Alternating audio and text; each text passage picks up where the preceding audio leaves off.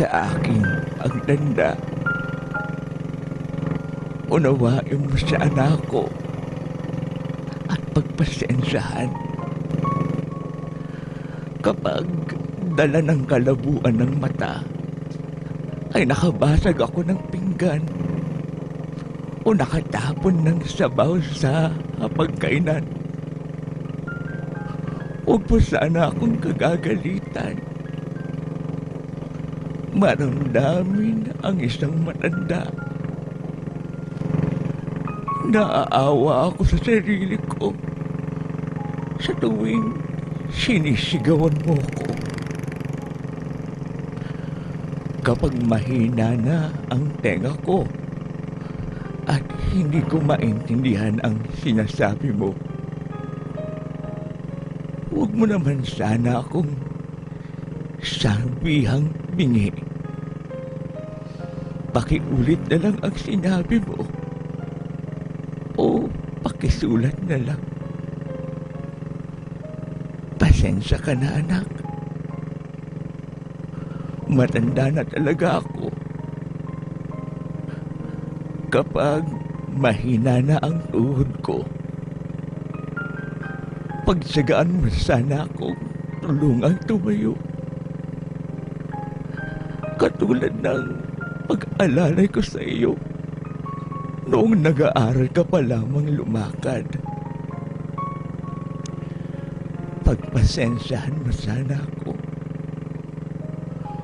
Kung ako man ay nagiging makulit at paulit-ulit na parang sirang plaka. Basta, pakinggan mo na lang ako.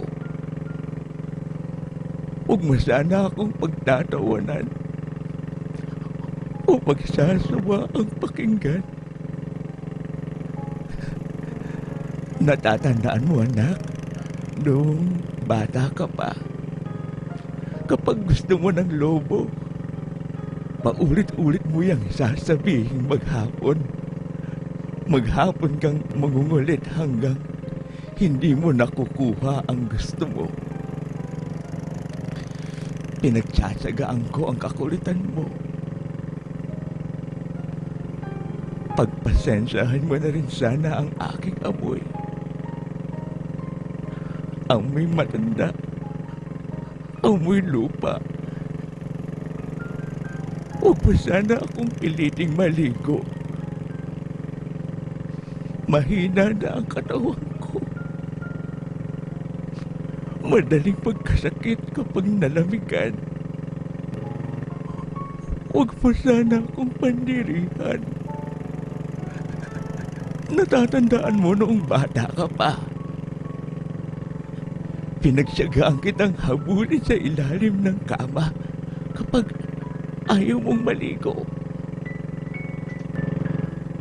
Pagpasensyahan mo sana kung madalas ako'y masungit. Dala na marahil ito ng katandaan. Pagtanda mo, maiintindihan mo rin ako. Kapag may konti kang panahon, magkwento ka naman tayo.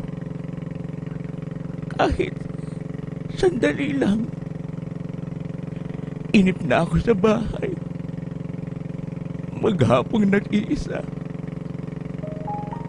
Walang kausap. Alam kong busy ka sa trabaho. Subalit, nais kong malaman mo na sabik na akong makakwentuhan ka. Kahit alam kong hindi ka interesado sa mga kwento ko. Natatandaan mo, anak, noong bata ka pa, pinagtsatsagaan kong pakinggan at intindihin ang pautal-utal mong kwento tungkol sa iyong teddy bear. At kapag dumating ang sandali na ako'y magkakasakit at maratay na sa banig ng karamdaman. Huwag mo sana akong pagsawa ang alagaan. Pagpasensya mo na sana kung ako man ay maihi o madami sa higaan. Pagtsaga mo sana akong alagaan sa mga huling sandali ng aking buhay. Totally, hindi na naman ako magtatagal. Kapag dumating na ang sandali ng aking pagpanaw, hawakan mo sana ang aking kamay at bigyan mo ako ng lakas ng loob na harapin ang kamatayan. At huwag kang mag-alala. Kapag kaharap ko na ang Diyos na lumikha, ibubulong ko sa Kanya na pagpalain ka sana dahil naging mapagmahal ka sa iyong ama't ina.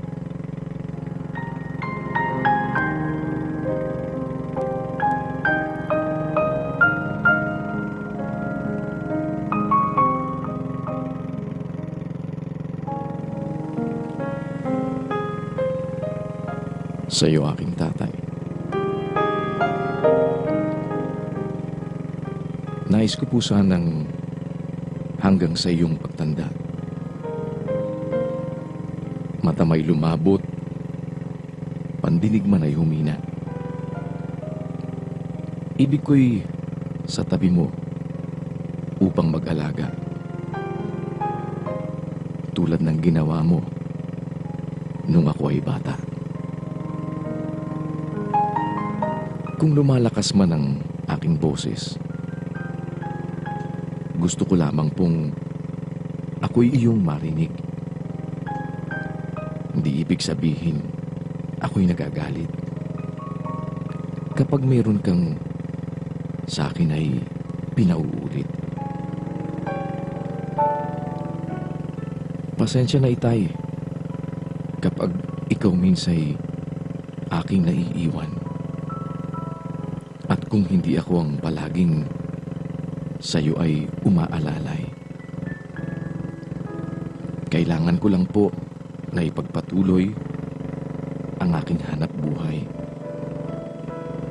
Gaya rin ng laging sa akin ay inyong ipinangangaral na huwag maging tamad at tuwin ay maging masikhay. Patawad po, itay, kung hindi tayo madalas magkakwentuhan.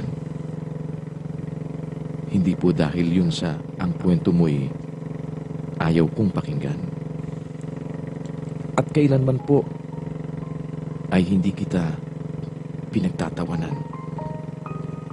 Kung may sandaling ikaw ay mayroong nakakalimutan. Alam ko kasing dala marahil yun ng iyong katandaan.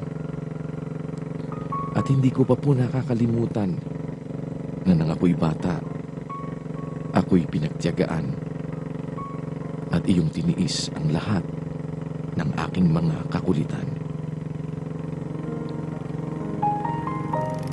At sa paghina ng iyong katawan, nais ko po sanang ika'y mapaglingkuran. Gaya ng ako'y isang paslit pa lang, binibigay mong lahat ang aking kailangan.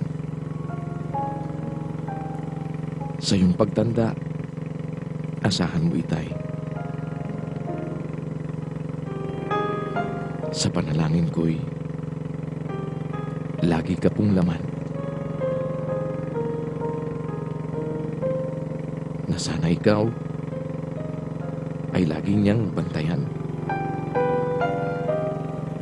At sana'y humaba pa ang iyong buhay.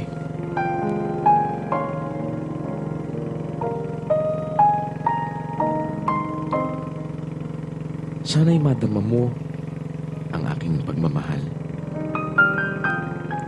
makasama ka sa walang hanggan. Alam ko po ako'y hindi makakabayad sa pagmamahal mo at iyong paglingap. Ngunit sa may kapal, ang hiling ko sana at ang aking pangarap, ako sa iyo'y laging maging isang mabuting anak. Batid kong ikaw ay magiging masaya kung masusundan ko. Landas mong tinahak at ang paglilingkod na ginagawa mo. At kung ako po'y madalas wala diyan sa tabi mo, gusto ko po kasing magawa kahit kaunti lang ng mga ginawa mo. Sana itay, ako'y patawarin kung minsay matagal na hindi kita kapiling. Hindi ito dahil di ka mahal sa akin. Meron lang po talagang kailangan gawin.